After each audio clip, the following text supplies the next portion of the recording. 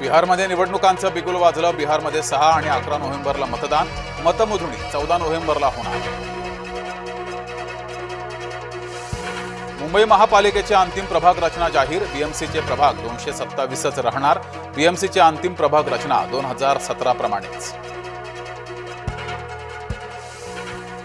मुंबईच्या महापौर पदावरून ठाकरे गट आणि शिवसेनेत शब्दबाण। महापौर पदावरून दोघांचेही दावे प्रतिदावे।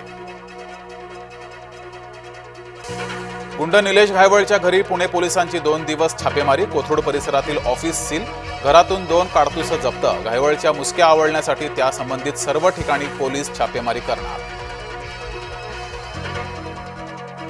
रम्मी खेळण्याचे आरोप कोकाटेंनी फेटाळले। रोहित पवारांविरोधी बदनामी खटल्यात कोकाटेंची साक्ष नोंद। पुढील सुनावणी 9 ऑक्टोबरला होणार।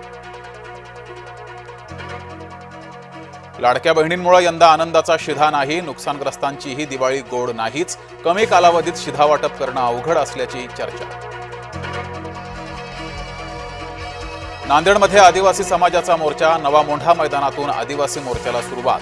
बंजारा समाजाच्या मागणीला आदिवासींचा विरोध।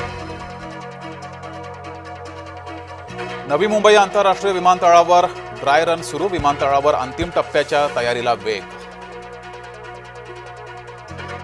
नवी मुंबई विमानतळाच्या उद्घाटना दिवशी अवजड वाहनांना प्रवेश बंदी। नवी मुंबई विमानतळाचे 8 ऑक्टोबरला उद्घाटन।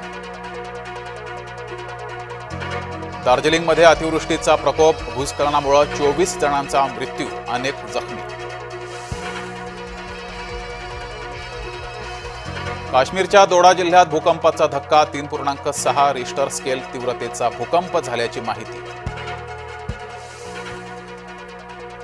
हिंदूंच्या देवतांचा अपमान सहन करणार नाही। वकिलाचा सरन्यायाधीश भूषण गवई यांच्यावर हल्ल्याचा प्रयत्न। भगवान विष्णूच्या मूर्तीवरील न्यायालयीन टिप्पणीमुळे घडला प्रकार।